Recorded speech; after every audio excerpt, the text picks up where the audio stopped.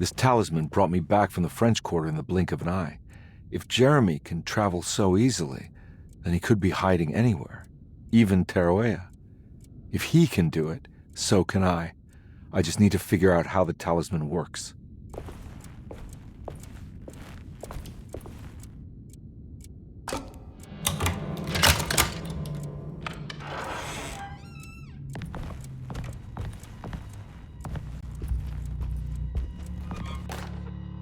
Saw your notice in the boiler room. You should know Mr. Chance won't be coming back. I got no business being in there myself, but you can take a valve from the wine cellar if you want to try to stop the steam pouring out. Be careful. Dr. Elmore Lee Gray is Decerto's chief doctor. Accounting and all administrative work is handled by me, Paul Waits. Magdalena Thompson, or Mags, is responsible for the household. Jean-Baptiste and Charlotte Tabois are responsible for keeping the guests' medical regimens in check. Finally, Jack Chance is our gardener, who can occasionally be seen in the conservatory, but is for the most part busy outside. There are currently 6 guests at Decerto. Malcolm MacCafrey and Ruth Tallant reside on the first floor. Jeremy Hartwood, Elisabetta Perosi, Grace Saunders, and of course, Cassandra Beauregard live on the second floor.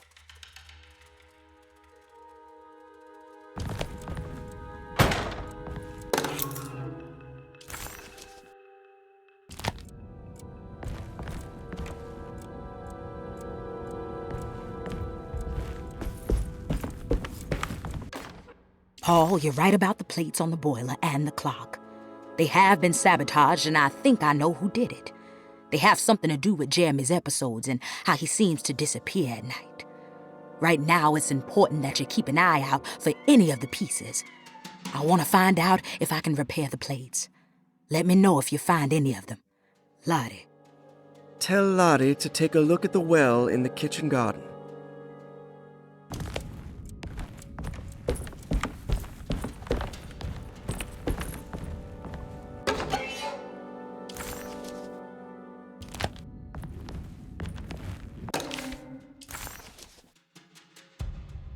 Cassandra Beauregard, the beloved author.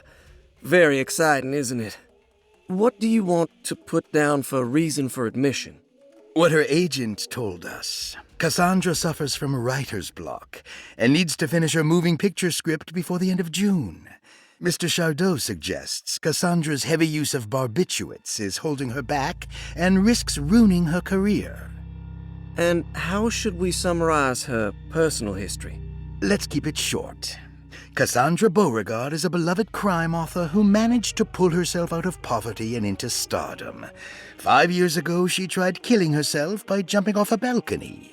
The incident left her a cripple and now relies heavily on her wheelchair. And for diagnostic impressions? Cassandra suffers chronic back pain following her suicide attempt. She self-administers morphine to keep herself ambulant, but has become addicted and the desired effect is now lost. The drug abuse clouds her mind, and she is unable to focus on real life. To save herself from this insight, she instead makes up stories to fill out the gaps in her own thought process, resembling the Korsakoff syndrome. Oh, bravo, Doctor. How will you treat her? First of all, she needs to be weaned from her drug addiction, and hopefully it will resolve her compulsive lying. Then look into permanently numbing her pain in her back through surgery. Finally, deal with her suicidal thoughts. Fantastic. With such a short time before June, I really hope she gets better soon. We will do what we can.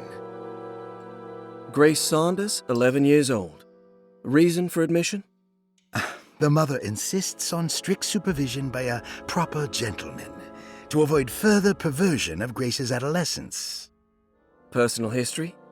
Grace's family possesses modest wealth and status. Her childhood seems ordinary, spending most of her time with private teachers and family friends. Grace's father recently passed away, leaving her mother the sole caregiver. And diagnostic impressions? Grace has trouble dealing with her father's death. She is willingly suppressing her feelings on the matter and isn't properly acknowledging the trauma she suffered. Any planned treatment?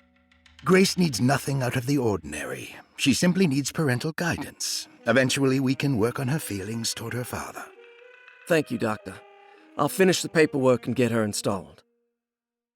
Malcolm MacCafrey, 54 years of age. Reason for admission?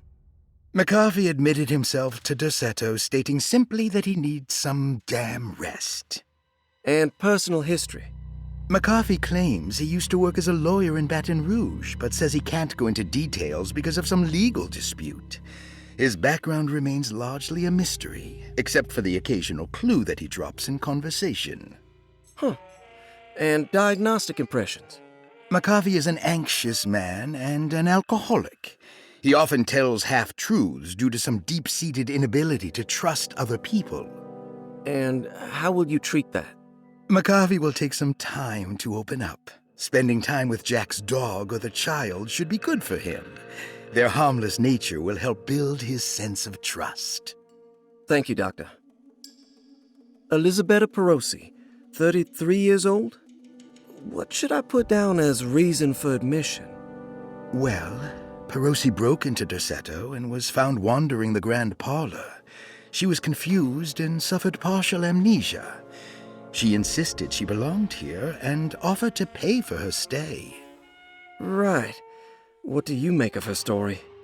Perosi claims to have been a member of the Astarte artist colony some 20 years ago. A claim that seems contrafactual due to her young age. She looks to be and even thinks she is 33 years of age.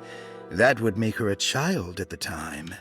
It seems fair to say that Perosi's story is untrue, deliberately so or not. Diagnostic impressions? Do you have anything? Perosi's story is peculiar because she retracted her story about the artist colony. She no longer claims to be the same person as Elisabetta Perosi. However, my staff's research has confirmed there was a Perosi at that time who was in her early 30s. I suppose this case will take some time to investigate. How will you go about it? I wanted to contact the real Perosi, but it seems the whole colony disappeared one night. September 29th, 1915, during a hurricane. I will have to take it slow and figure out what this spell of impersonation could have been. Oh, I'm sure it will all clear up eventually. Thank you, Doctor. Ruth Talon, 29 years of age. Reason for admission? Ruth's father wishes that his daughter be removed from New Orleans nightlife for the foreseeable future. He fears that her overly free spirit is tarnishing the family's reputation. Sounds simple enough. Personal history? Ruth comes from considerable wealth. Her family owns several hotels and restaurants. Unlike the rest of the family, her sense of adventure has taken her around the world, including France during the Great War as a photojournalist. The last decade, she has provoked many rumors of being a debauched flapper, bordering on nymphomania. And diagnostic impressions? Despite her father's frivolous reasons for her to be admitted, Ruth does seem to provide an interesting case. She is refreshingly open and doesn't shy away from talking about her life during the war or her continuous celebration after returning to the States. She is admittedly a sexual deviant and feels no remorse. And her treatment plan? Simply staying at Decerto should do wonders for Ruth, if not, at least for her family's reputation. Ruth doesn't need to change, but with therapy I might be able to share with her some sympathy towards her family. I doubt she will settle down and become as dull as the rest of them, but at least she might try to be more discreet in the future.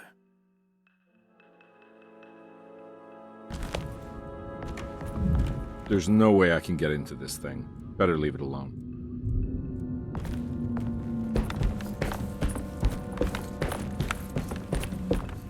I need the key.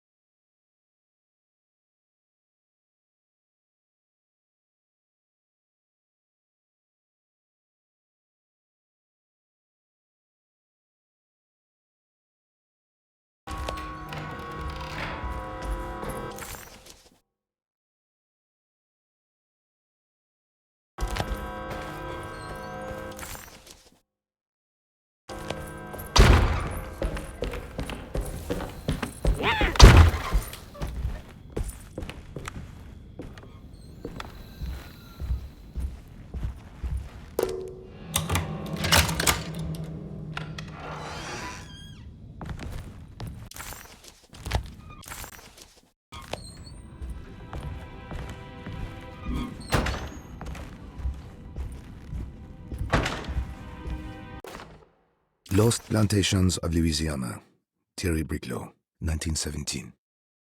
Decerto was a small plantation on the eastern shore of Lake Pontchartrain. The land was considered difficult for industry and was sold for only $30 to Elijah Pickford in 1818. Pickford employed hundreds of workers from nearby New Orleans to clear the woods and build a small plantation mansion facing the lake with a striking Greek Revival temple facade. Decerto kept a modest production of Perique tobacco and indigo that persisted up till the Civil War. During the antebellum era, Decerto was the source of many rumors concerning voodoo and witchcraft. People who traveled the lake reported seeing people dance at night in front of bonfires, bleating and wailing. On June 17, 1862, Captain J.W. Norton of the Union Army recounts leading a raiding party from ships anchored in Lake Pontchartrain in order to seize control of Decerto and free the slaves working there. The captain was surprised to find the workers fighting back with unprecedented zeal. Norton's account describes these men and women as enraged with fanaticism. Pickford reportedly tried to placate the raiders, but was shot in the confusion. Captain Norton left the mansion burning and retreated to his ships with his men. Decerto was left in ruins for several decades. The ownership of the land was long disputed and returned to the Ledoux family in 1901. Several police reports were filed during the following years as the Ledoux tried to get rid of a camp of squatters on their land. The police made several visits to remove the trespassers, but the people kept returning. On November 1, 1907, Inspector Legrasse of the police charged a deadly attack in order to save several children kidnapped by the squatters. Many were killed, and even more were jailed. The following year, Ledoux rebuilt Decerto, incorporating the surviving stone foundation and adding a magnificent wrought iron conservatory.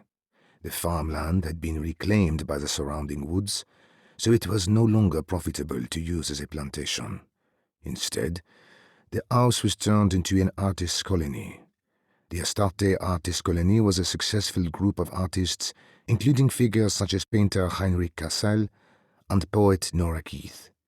The group was also known for their beloved Mardi Gras crew called the Pirates of Pontchartrain. On September 29, 1915, a tropical hurricane tore through Louisiana, causing Lake Pontchartrain to flood New Orleans. Due to the remote location of Decerto, it took almost 2 weeks for outsiders to learn that the artist's colony was abandoned. The 12 residing artists had all vanished without a trace. The empty mansion of Decerto still stands on the shore of Lake Pontchartrain, with much of its temple facade intact. The Ledoux family currently has no intention of repairing the house.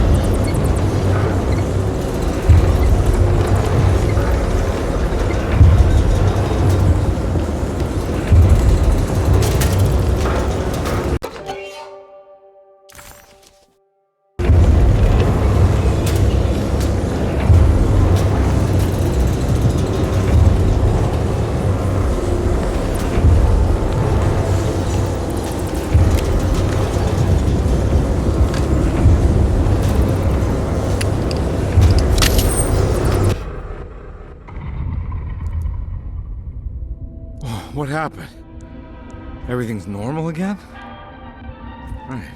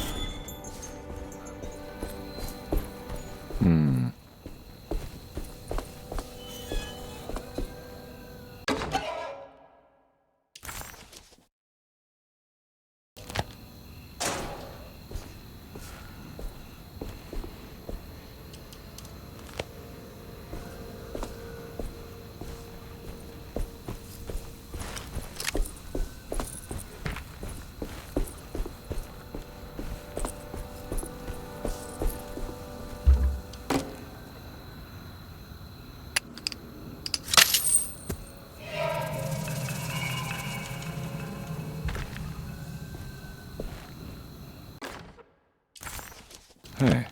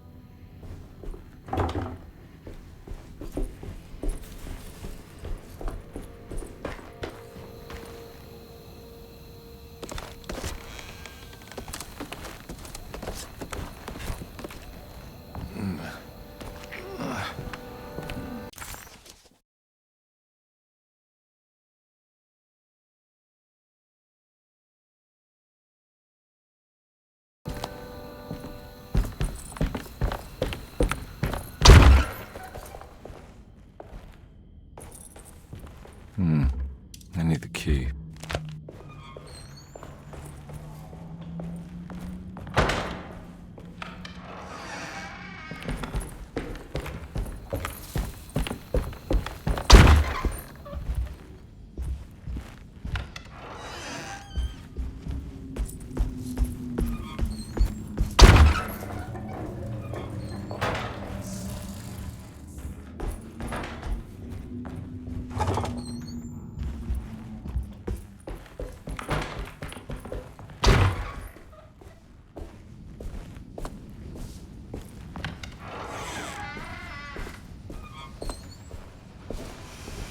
It's another plate for the talisman. Like the other one, it's broken and missing some pieces.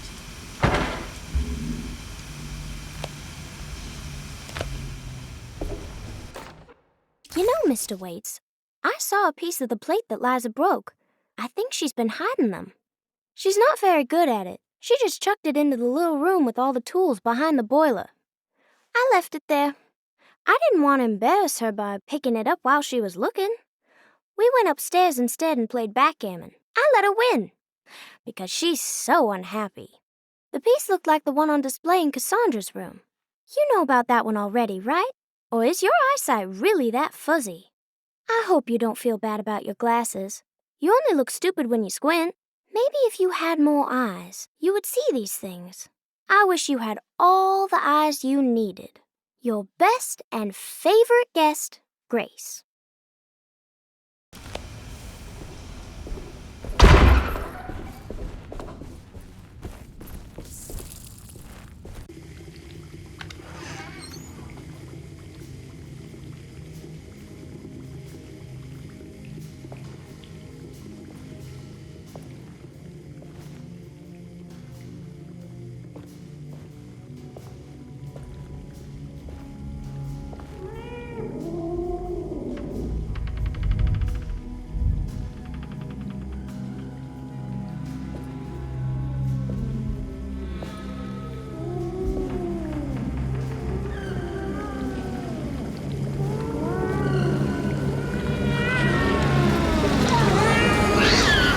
What are you doing in my kitchen? I assure you. I'm sorry, I I promise didn't- you. Mr. Hotwood is I was just nowhere looking near my for- kitchen, and neither should you be. Don't make me I kick didn't you mean out to- of this house. Sorry. Now get out! Yeah.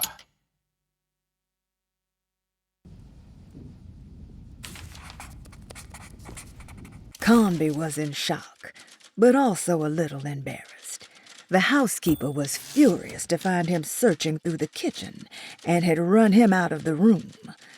There was something strange going on with her, but it didn't feel connected to the case, so he decided to stay out of her way.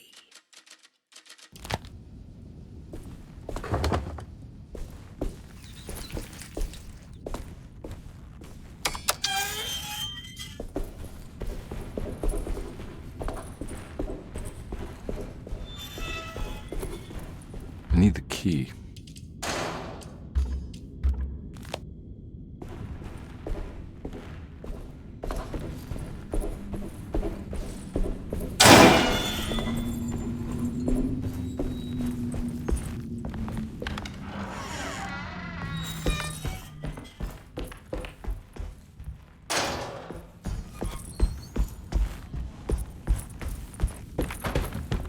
It's wedged shut.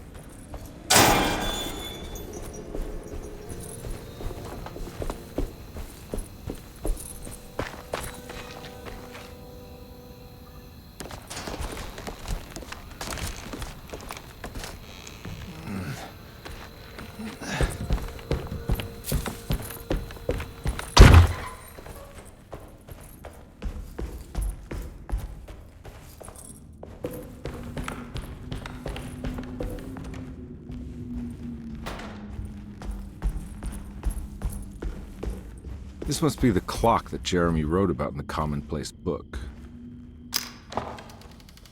Huh. Looks like the plate that held the talisman in the seance room. But it's broken and missing some pieces.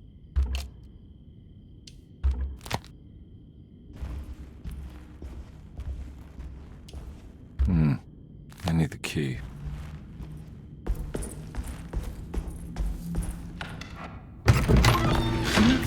Yeah, sorry, Detective. Didn't mean to obstruct justice or anything. That's fine. You know, I'm kind of busy with my own case of a missing person. I was wondering if you've seen Grace, a girl about yay high? I can't say that I have. Why are you asking? Well, I'm looking for her. Is she in trouble? No.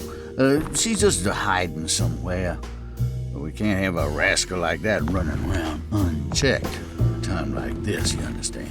Well, I haven't seen her. Well, let me know if you find her. I'll be around. I'll keep an eye out for your man, Jeremy. You scratch my back, Detective, and I'll scratch yours.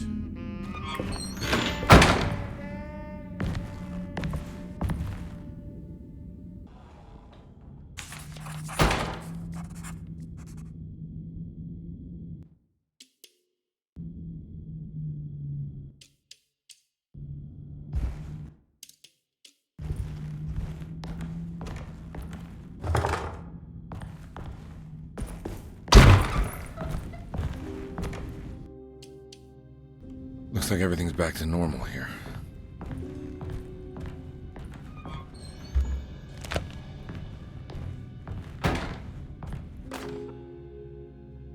Emily's here.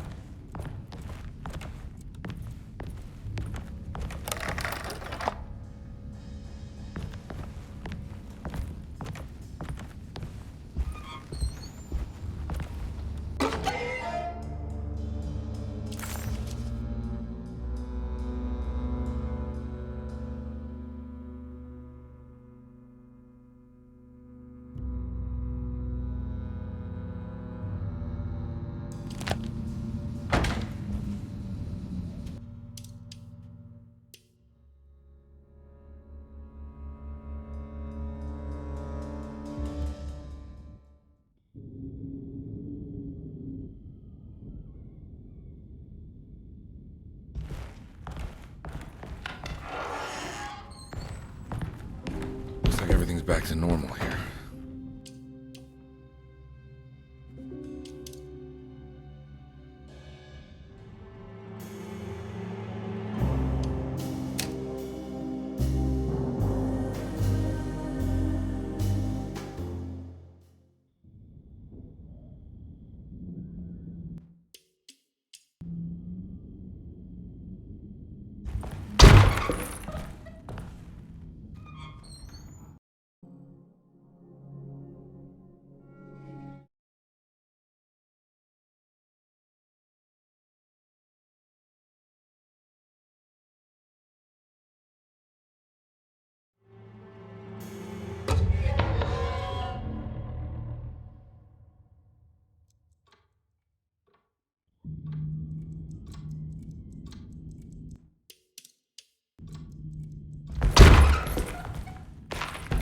Looks like everything's back to normal here.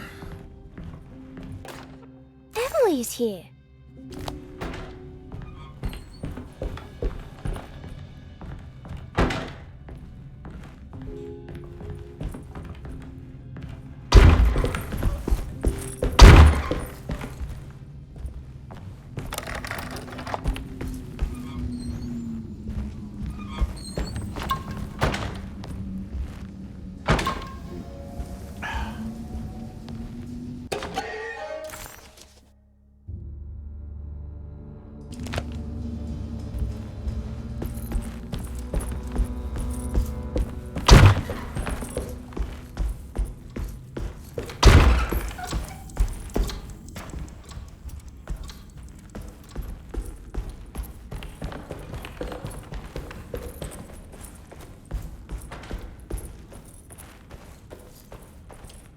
I need the key.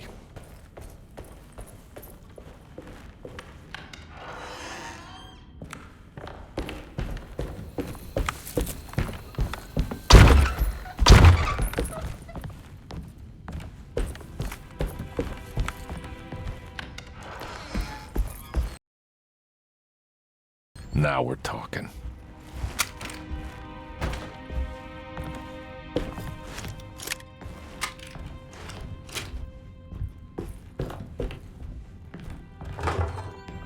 Huh? What?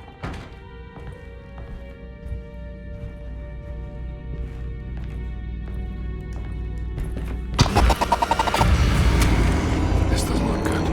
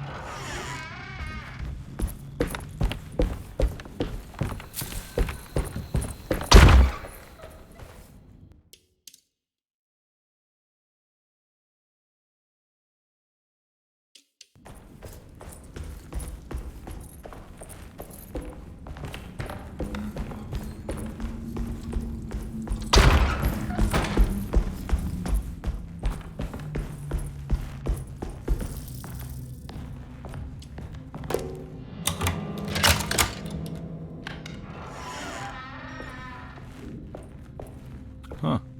How eccentric.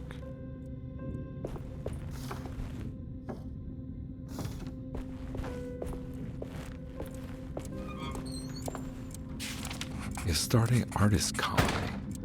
I remember hearing about their disappearance. Must have been 15 years or more now.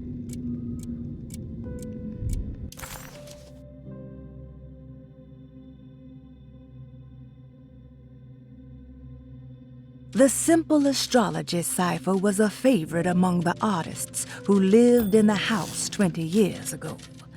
They easily turned into numbers when needed, but also acted as signatures for the members, as there were only 12 of them.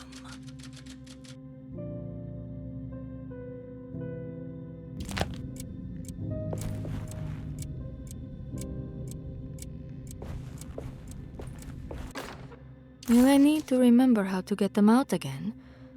They are locked up for good reason. I am sure she is still able to whisper the answer in the ears of the wrong people. But not for long. I will see her burned soon enough. That black goat will be sacrificed to put an end to it all. Then it will all be over. No more Decerto, and sadly, no Astarte. Those good pirates of Pontchartrain. May you still sail the lake, until you find the shores of Hali.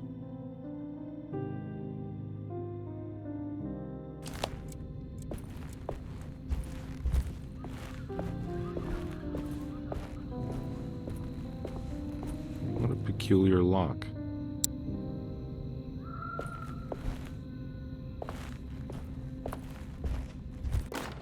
I did it! I crossed the thresholds to my intended destination without a focusing device. My talisman now knows these roads, and I have no need for the plates. I can find my way to Lafayette as easy as I find my own room. I visited the grave of my father and seen the oven waiting for me. Thank you for opening these doors. I now must summon my courage and go back to that hateful mound outside the oil rig. I hope you'll be feeling better when I return. Jeremy.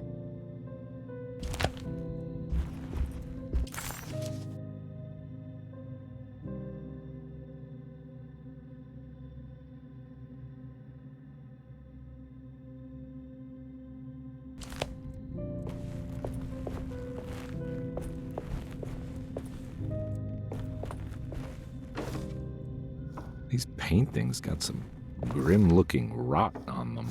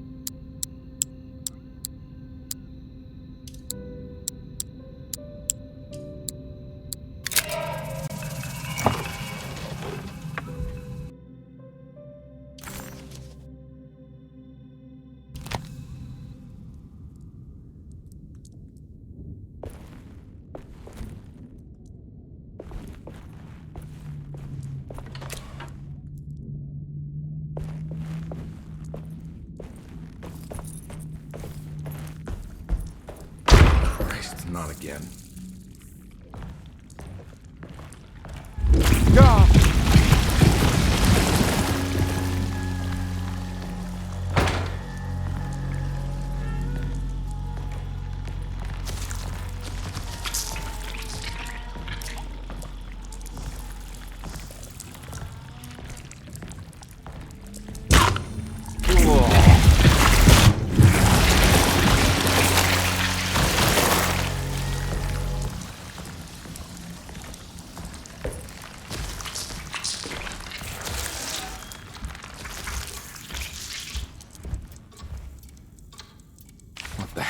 going on? Detective Carnby had a hard time understanding what had happened. It did feel similar to when he was pulled into the French Quarter, but with less power and purpose. Did he cause this, or was it something else?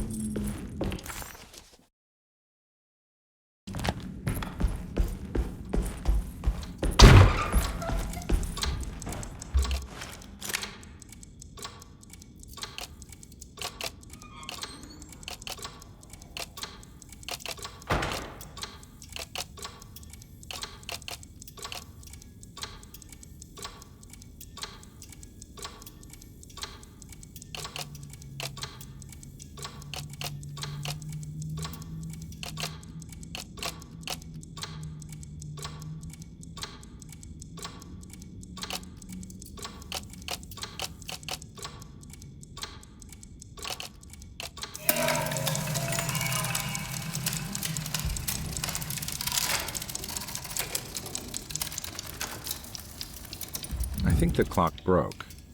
Or maybe it just stopped at a very precise place.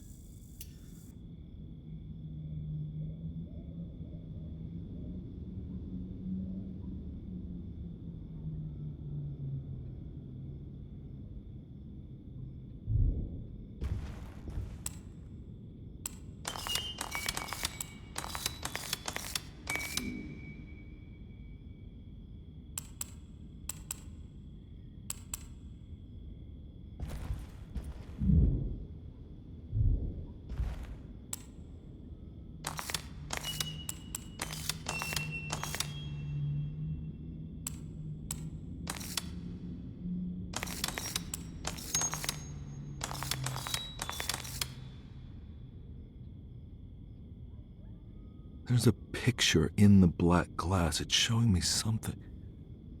It's the hallway outside Jeremy's room.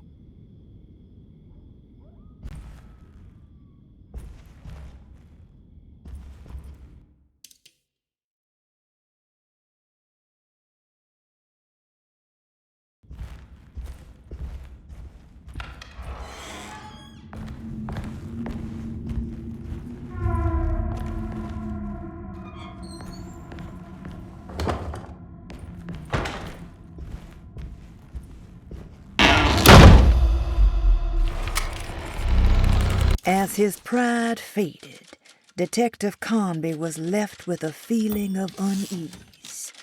He had successfully managed to enter a whole new world. How could this be? And why did he accept this so readily? One thing was clear. There were no answers to be found by standing around questioning reality. Knowing only what he read in the commonplace book, Carnby headed off to look for Jeremy in the hateful Mound.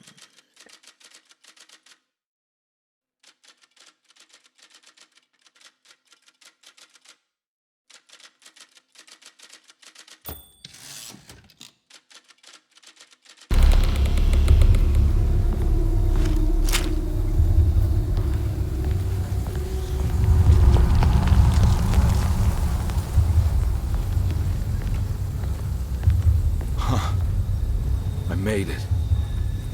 I entered another one of Jeremy's memories.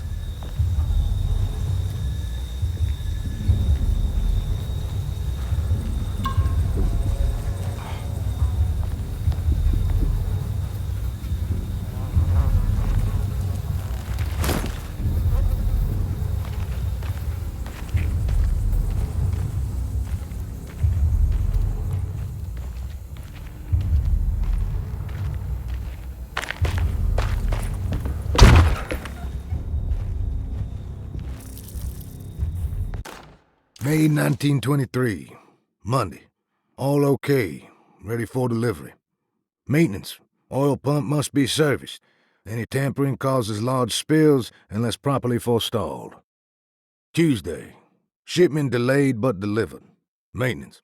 Service bridge close to broken. Wednesday. Prospectors reluctantly agreed to show the burial mound to Mr. Hotwood, a painter, who read about our finds in the papers. He means to return tomorrow and try to find a way inside. Thursday. Mr. Hotwood's efforts delayed. The workers seemed nervous about his presence. Hotwood promised not to return to the compound. Instead, he has taken up an offer by L'Officier, the riverboat captain, who means to pilot him to the site tomorrow morning.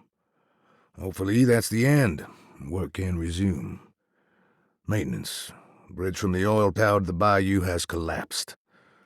Sabotage suspected. This is the devil that guides us now.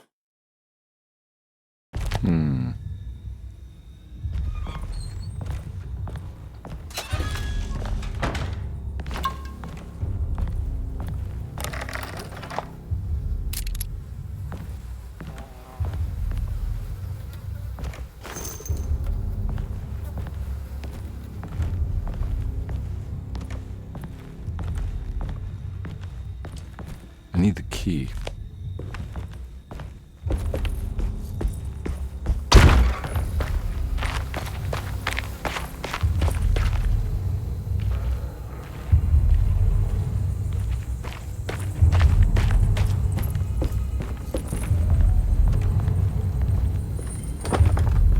Locked.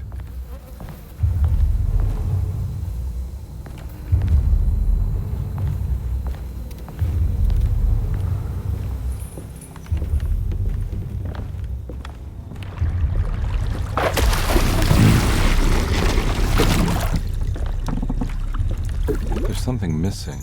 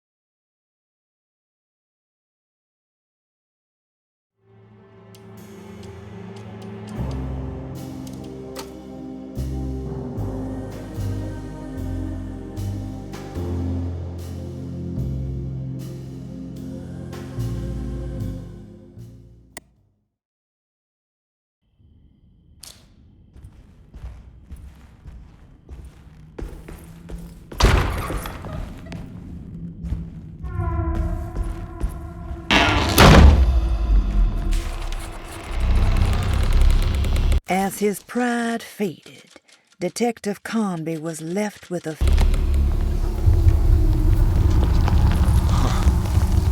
I made it. I entered another one of Jeremy's memories.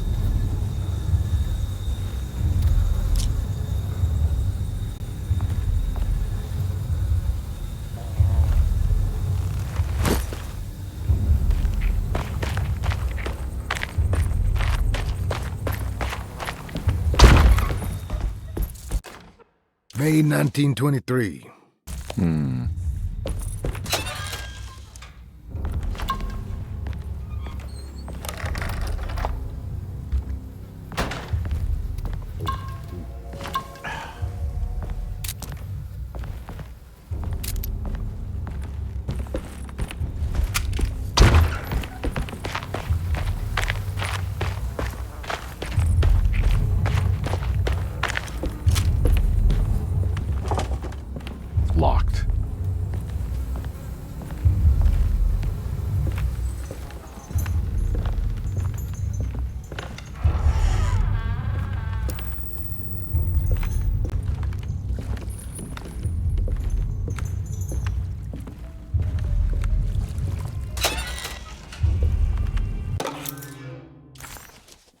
Something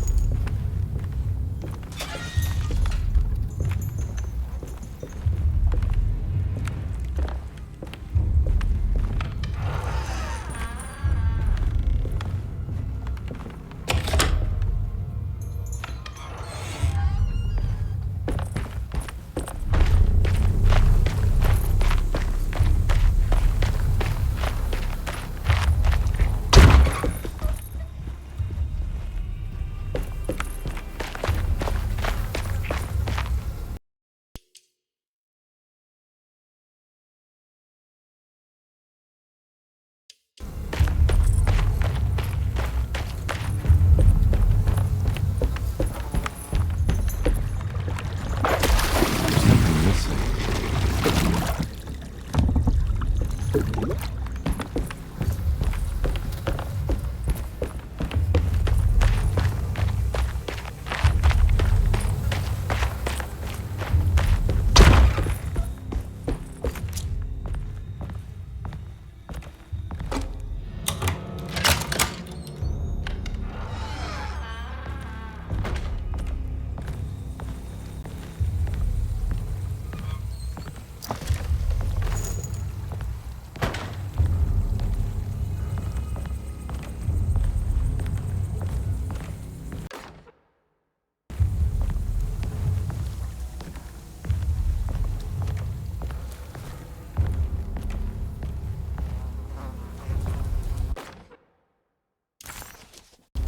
Got it.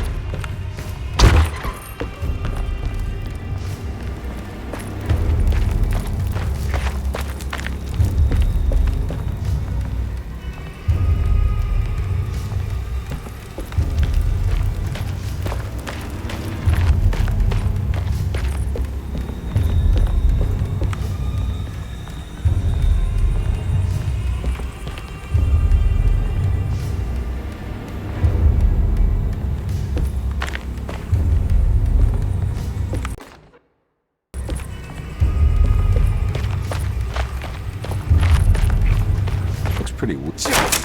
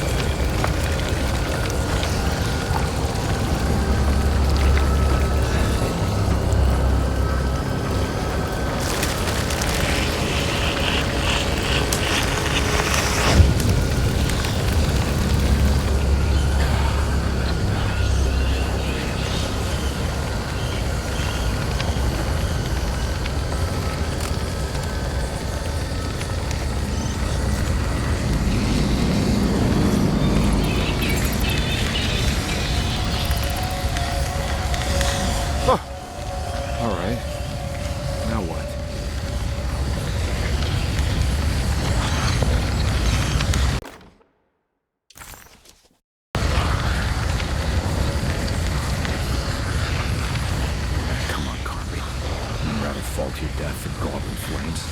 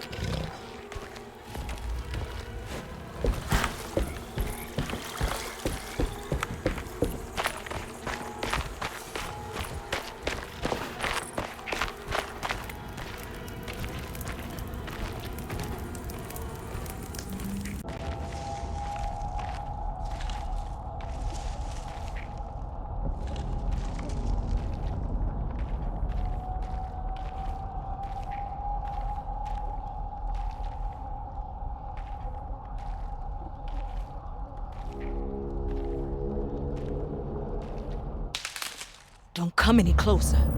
I'm armed. Get that thing out of my face. Who are you? What are you doing here? I'm just a detective trying to find something called Tarawea. You after Jeremy too? Why? I'm working for his niece. She wants to make sure he's all right. He might be unharmed, but far from all right. He's a curse upon Decerto. Here we go again. Quiet.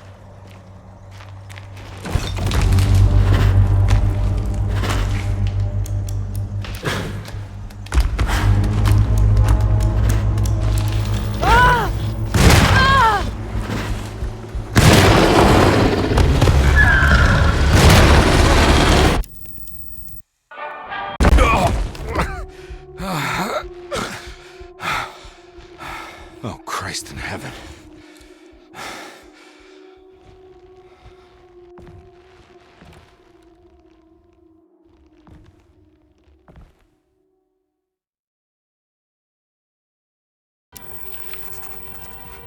It was a bust. The oil rig and the hateful Mound led him nowhere closer to finding Jeremy. Carnby was sure he had struck gold when he found Jeremy's bag, but it was just a trap set by Lottie, another of Decerto's orderlies. Things got out of hand real quick, but somehow Carnby managed to find his way back to Decerto none the wiser. At least it was one item off his list. Now he had to figure out what to do with the boiler.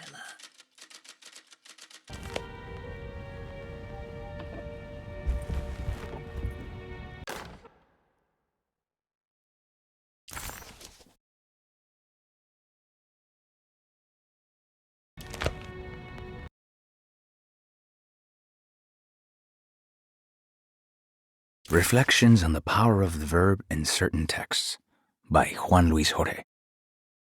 To act is in itself divine. Even the slightest movement of our hand is evidence of our soul in motion. Yet our free will is so easily overwhelmed by the dullness of everyday life. Our actions become rote and rigid, in spite of luxury and comfort. True divinity is found in the choice of leaving the stage where we all perform. People who discover this freedom unexpectedly will be struck by the terror of this revelation and become paralyzed, or worse, turn to suicide. However, if you are able to weather that storm, you will discover that there is a divine path beyond that fear. there is a chance to dismount your destiny and make something new. Something that hasn't been planned for or predestined. There is difficulty in explaining this type of acting, as it transcends our everyday choices. This isn't some banal decision choosing one career over the other, or even who I should marry. Leaving the stage, no matter how, isn't a matter of course correction. It's a rejection of the story that the creator is telling.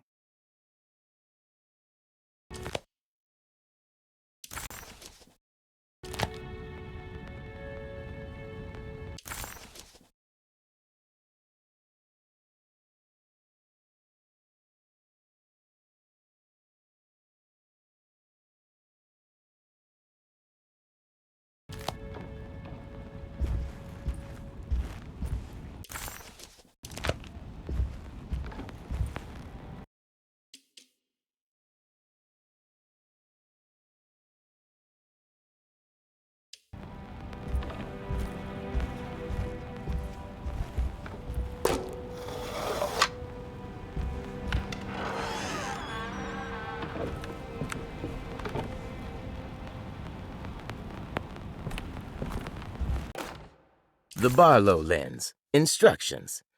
To double the magnification of your telescope, simply fit this Barlow lens to your instrument. Then operate the fine-tuners to adjust the distance between your lenses. This is easily done while looking through your eyepiece. Simply search for a position where your picture is clear and appears flat. When correctly tuned, your telescope should present a clear picture with magnificent magnification.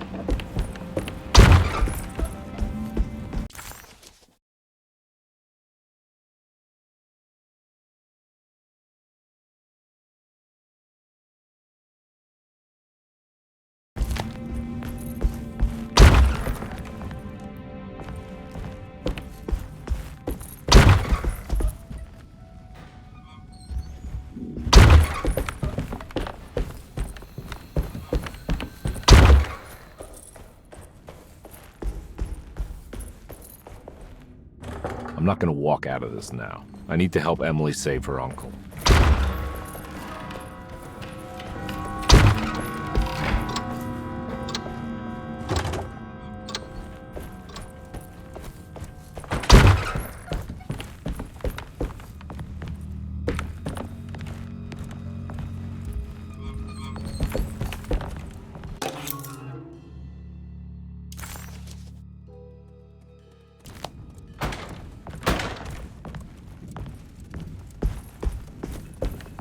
I need the key.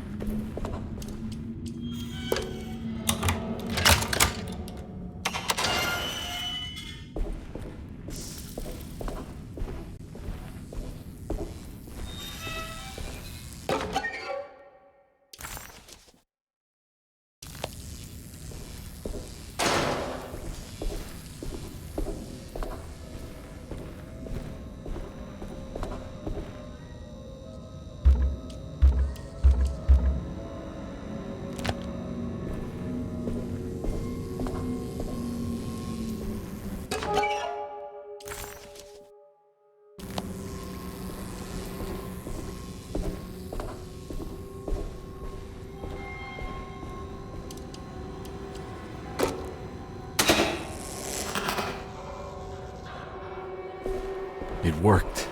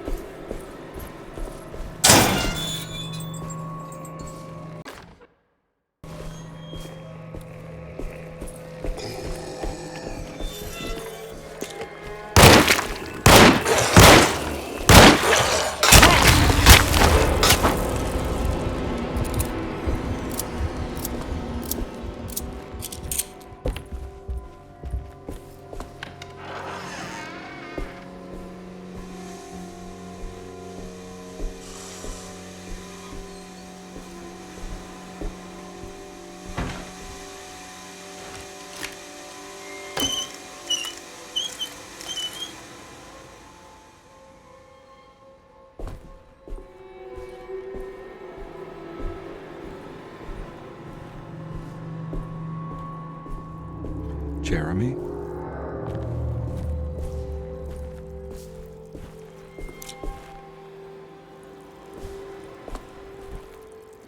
What the hell is going on?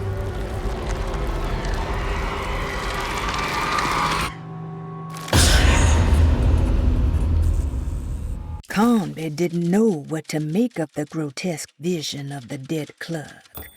Was he dead, or was it all fiction?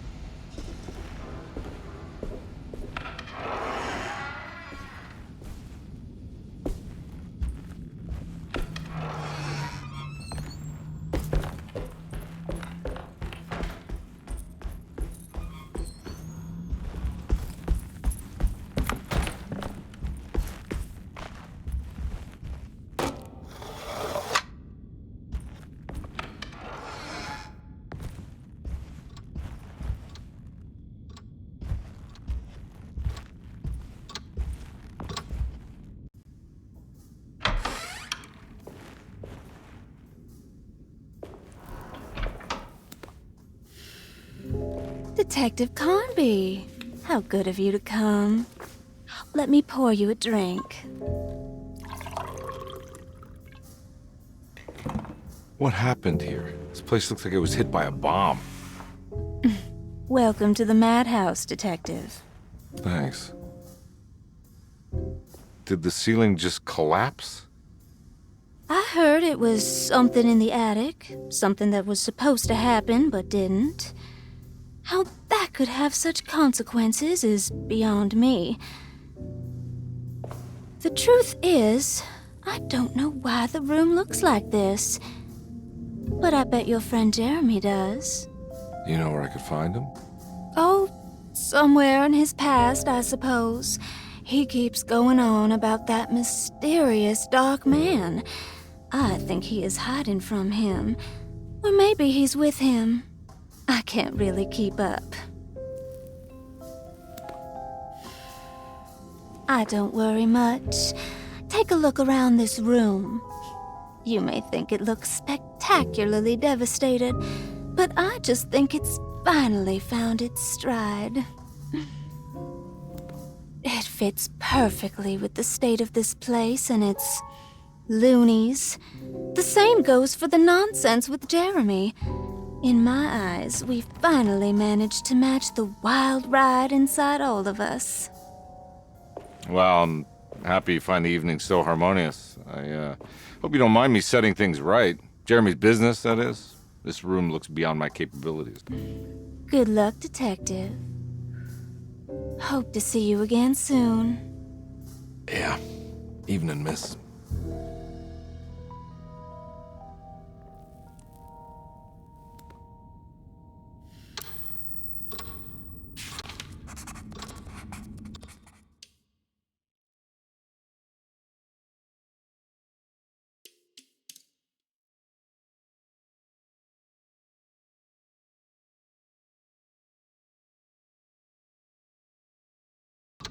Ruth seemed like a handful.